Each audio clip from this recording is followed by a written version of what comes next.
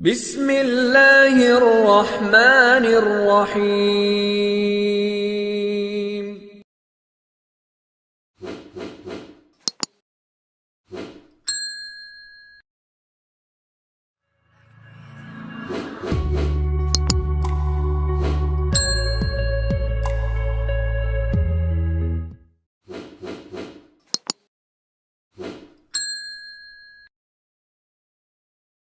Welcome students. आज हम अपने 9th क्लास के चैप्टर नंबर 1 की ऑब्जेक्टिव जो है वो स्टार्ट करने जा रहे हैं। तो पहला ऑब्जेक्टिव आपके सामने है, the order of matrix 2 1। Order को बताने के लिए आपको नंबर ऑफ़ रोज़ और नंबर ऑफ़ कॉलम का पता होना चाहिए। इसमें रोज़ की अगर आप देखें तादाद तो वो 1 है, और कॉलम के बारे में देखें तो वो हमारे पास 2 है। तो पहले नंबर ऑफ़ रोज़ 1 और फिर बाई कॉलम जो है वो 2, 1/2 इसका ऑर्डर कहलाएगा पहले ऑब्जेक्टिव का। बी ऑप्शन होगी। उसके बाद है सेकंड में 2√0 0 2√। देखें 2√ के सामने 2√ है, तो ऐसी वैल्यू लिखी हुई को कहते हैं डायगोनल वैल्यू। तो अगर आपकी डायगोनल वैल्यूज़ सेम हों और अदर वैल्यूज़ 0 0 हों, diagonal value same other value 0 0 हो, तो ये स्केलर मैट्रिक्स की डेफिनेशन है। इसकी सी ऑप्शन होगी। नेक्स्ट देखें बच्चों, which is the order of a square matrix. Square matrix का ऑर्डर बताना है कि इसमें से कौन सा होगा। स्केयर मैट्रिक्स के लिए आपको पता है कि हमारे पास नंबर ऑफ़ रोज़ और नंबर कॉलम जो है वो इक्वल होते हैं। तो जहाँ पर रोज़ और कॉलम इक्वल आ रहे हैं वो ऑप्शन ए बन रही है। तो स्केयर मैट्रिक्स में 2/2 ये ऑप्शन कहलाएगी इसकी। नेक्स्ट है इसका फोर्थ। इसमें आपने ऑर्डर ऑफ द ट्रांसपोज बताना है, यानी पहले ट्रांसपोज लेंगे और फिर ऑर्डर बताएंगे। तो बेटा आप अपनी कॉपी पे पहले ट्रांसपोज लो और फिर आप उसका ऑर्डर बताओ। तो जब आप ट्रांसपोज लोगे तो इसके आपके पास 3 रोज़ जो है वो 2 रोज़ में कन्वर्ट हो जाएंगी और 2 कॉलम जो है वो 3 कॉलम में कन्वर्ट हो जाएंगे। तो फिर इसका ऑर्डर जो है वो होगा 2/3 का, जो कि ऑप्शन बी बन रही है। साथ साथ इसको अपनी कॉपी पे सॉल्व करके चेक भी कर सकते हैं। नेक्स्ट है बच्चों 5 है, एडजॉइंट ऑफ 1 2 0 -1 इज़। एडजॉइंट लेने के लिए आपको पता है कि 1 और उसके सामने जो वैल्यू है इनको आप रिप्लेस कर देते हैं, इनकी जगह चेंज कर देते हैं। तो -1 1 की जगह पे चला गया और -1 की जगह पे 1 आ गया। और जो दूसरी वैल्यू बच जाती हैं उनका आप क्या करते हैं, साइन चेंज करते हैं। तो साइन चेंज करेंगे तो वो -2 होगा, 0 के साथ साइन नहीं चेंज कर सकते। तो इसलिए इसके मुताबिक ऑप्शन जो है वो आपकी एडजॉइंट की ए बनेगी। उसके बाद आ गया प्रोडक्ट। 2 मैट्रिक्स को मल्टीप्लाई कर सकते हैं हम। कैसे कि अगर आप पहले की रो पे निशान लगा लें उसके भी 2 एलिमेंट हैं, और दूसरे के कॉलम पे निशान लगा लें उसके भी 2 एलिमेंट हैं, और अब आप इन दोनों को मल्टीप्लाई करें तो बनेगा ये फर्स्ट को फर्स्ट से 2x, फिर सेकंड को सेकंड से माइनस का y। तो 2x - y बेटा ऑप्शन नंबर सी इसकी बनेगी। ये ऑब्जेक्टिव जो है वो आपको अपनी कॉपी पे सॉल्व करना पड़ेगा। ये लिखा हुआ है कि डिटर्मिनेंट 0 के इक्वल है। तो आपको पता है कि डिटर्मिनेंट लेने का मेथड क्या होता है।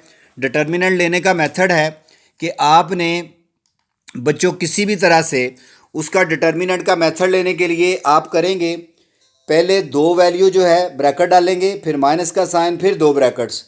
तो 2 को x से मल्टीप्लाई करेंगे, -3 को 6 से मल्टीप्लाई करेंगे, तो 2x - 18 = 0। माइनस का 18 राइट साइड पे चला जाएगा और वहाँ पर ये हमारे पास किसके इक्वल होगा, 9 के इक्वल आएगा इसका आंसर जब आप सॉल्व करके देखेंगे। अब आ जाएँ इसका 8 ऑब्जेक्टिव नंबर। 8 ऑब्जेक्टिव में आपके पास x की वैल्यू जो है वो फाइंड करने के लिए कहा गया आपको। तो आप इस तरह करेंगे कि x के साथ जो वैल्यू ऐड हो रही है उसको आप राइट साइड पे ले जाएंगे और उसको सब्ट्रैक्ट कर देंगे। सब्ट्रैक्शन करने के बाद ABCD में से आपके पास आंसर आएगा। इसका आपने आंसर कैलकुलेट करके मुझे कमेंट्स में इसका आंसर ज़रूर बताना है। Number 2, complete the following. आपने इसकी फिल इन द ब्लैंक्स करनी है। आप देखें कि ये जो तमाम एंट्रीज 0 हों उसको हम बेटा नल मैट्रिक्स या 0 मैट्रिक्स कहते हैं। सेकंड में देखें 1 0 0 1, 1 और उसके सामने 1 है, तो ये डायगनल वैल्यू सेम और 1 की हों और अदर वैल्यू 0 0 हों तो ये आइडेंटिटी मैट्रिक्स या यूनिट मैट्रिक्स कहलाता है। उसके बाद थर्ड है एडिटिव इन्वर्स में हमने क्या करना होता है, एडिटिव इन्वर्स में हमने सिर्फ साइन चेंज करने हैं। -1 +2 0 का साइन चेंज नहीं हो सकता और +1 एडिटिव इन्वर्स में सिर्फ साइन चेंज किए जाते हैं। उसके बाद ये कुछ इंफॉर्मेशंस हैं समरी में, ये देखें लिखा है कि ए रेक्टेंगुलर एरी का मतलब अरेंजमेंट ऑफ रियल नंबर्स की इनक्लोज्ड विद द ब्रैकेट, जो ब्रैकेट में बंद कर दिए जाएं फ्रॉम अ मैट्रिक्स तो वो एक फॉर्म अ मैट्रिक्स, एक मैट्रिक्स बन जाता है। यानी आपकी अरेंजमेंट नंबर्स की एक ब्रैकेट के अंदर हो तो वो मैट्रिक्स बनेगा। इसी तरह a matrix A is called rectangular, तो ये रेक्टेंगुलर मैट्रिक्स की डेफिनेशन है। A matrix is called a rectangular matrix if the number of rows and number of columns of A equal not equal, rows और column के matrix की तादाद आपस में इक्वल ना हो वो रेक्टेंगुलर मैट्रिक्स कहलाता है। इसी तरह अब आ गया हमारे पास a matrix is called a square matrix, तो स्क्वायर मैट्रिक्स उस वक्त होता है जब नंबर ऑफ रोज़ और नंबर ऑफ कॉलम इक्वल हों, यानी रोज़ की और कॉलम की तादाद इक्वल हो। नेक्स्ट है a matrix A is called a row matrix, एक मैट्रिक्स जो है वो रो मैट्रिक्स कहलाता है। कब जी, if A has only 1 row, ये डेफिनेशन है रो मैट्रिक्स की। उसके बाद है matrix is called a column matrix if A has only 1 column, यानी आपके पास एक ही कॉलम हो तो वो कॉलम मैट्रिक्स कहलाएगा। नेक्स्ट है matrix is called a null और ज़ीरो मैट्रिक्स, कब, जब बेटा उसकी ईच इंट्रीज, हर इंट्रीज यानी जो उसके अंदर वैल्यू लिखी होती हैं वो ज़ीरो हों।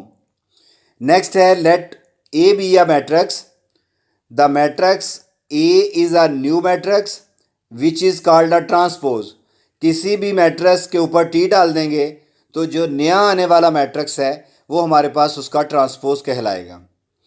नेक्स्ट है a square matrix A is called symmetric, symmetric कब कहलाता है स्क्वायर मैट्रिक्स, जब आप उसका ट्रांसपोज लें तो उस पर कोई फ़र्क ना पड़े, वो ए के ही इक्वल आ जाए तो हम कहेंगे ये सिमेट्रिक मैट्रिक्स है। फिर है अगर आपको एक मैट्रिक्स दिया जाए then it's negative matrix, negative matrix अगर फाइंड करना है तो आपने उसकी तमाम वैल्यूज़ के साइन जो है वो चेंज कर देने हैं, उस मैट्रिक्स ए की एंट्रीज़ के साइन चेंज करने से हमारे पास नेगेटिव मैट्रिक्स आ जाएगा।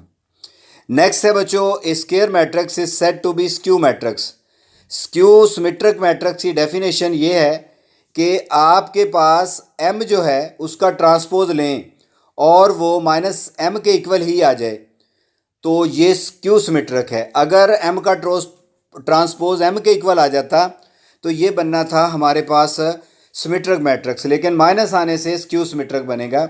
अब नेक्स्ट देखें a square matrix m is called a diagonal matrix, diagonal matrix क्या है, if at least any one of entries of its diagonal, मैंने आपको बताया कि डायगोनल कौन से होते हैं, ये नीचे देखें ज़रा, ये 1 1 1 नज़र आ रहा है, ऐसी लिखी हुई वैल्यू को डायगोनल कहते हैं।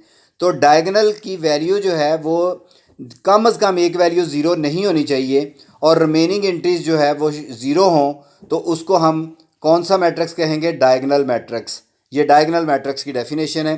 नीचे देखें बेटा, आपको ये इन्फॉर्म किया गया है कि ये आइडेंटिटी मैट्रिक्स है ऑर्डर 3 का, 3 रोज़ और 3 कॉलम है।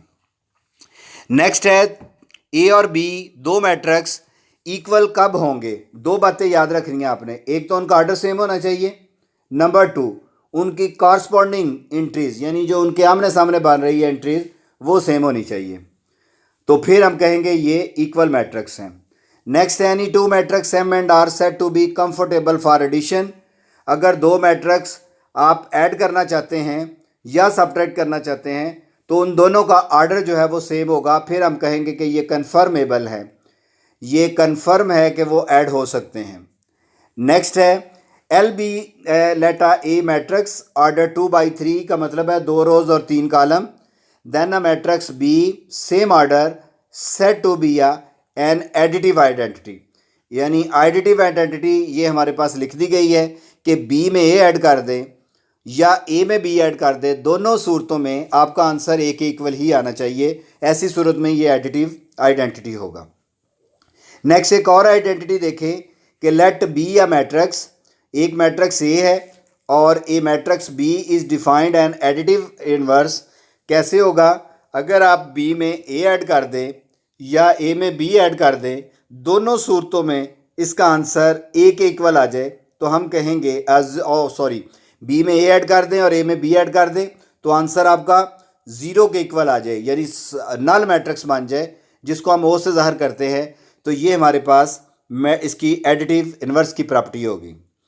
नेक्स्ट है let A be a matrix, another matrix B is called a identity matrix. Identity की प्रॉपर्टी ये है मल्टीप्लिकेशन में कि बी को ए से मल्टीप्लाई कर दें या ए को बी से कर दें, दोनों सूरतों में हमारे पास ए के इक्वल आंसर आए तो ये मल्टीप्लिकेटिव आइडेंटिटी मैट्रिक्स कहलाएगा। नेक्स्ट है एम आपको दिया गया है 2/2 का, तो real number lambda is called a determinant. कोई नंबर जो आंसर में आता है हम कहते हैं कि ये डिटर्मिनेंट है। दूसरे लफ्ज़ों में आपको डिटर्मिनेंट फाइंड करने का मेथड बताया गया है। आपको पता है कि कैसे पहले और सामने वाले ब्रैकेट्स में हम लिख के उनको मल्टीप्लाई करते हैं, हमेशा माइनस, फिर दूसरे और सामने वाली वैल्यू जो कि बी और सी है उनको मल्टीप्लाई करते हैं। तो ये डिटर्मिनेंट फाइंड करने का मेथड है। उसके बाद है square matrix is called a singular matrix. कोई भी स्क्वायर मैट्रिक्स सिंगुलर कब कहलाता है? जब उसका डिटर्मिनेंट जो है वो ज़ीरो के इक्वल आ जाए और डिटर्मिनेंट आपको फाइंड करना आता है। नेक्स्ट है square matrix M is called a non singular matrix. जब उसका डिटर्मिनेंट ज़ीरो नहीं आएगा तो वो नॉन सिंगुलर मैट्रिक्स कहलाएगा। नेक्स्ट है मैट्रिक्स एम एडजॉइंट मैट्रिक्स। आपको भी इसकी ऑब्जेक्टिव भी करवाई है कि पहले और उसके सामने की जगह चेंज कर देते हैं, दूसरे और उसके सामने के साइन चेंज कर देते हैं। नेक्स्ट बेटा आपको स्क्वायर मैट्रिक्स दिया है और इन्वर्स फाइंड करने का मेथड आपको फार्मूला आता है 1/, डिटर्मिनेंट एम।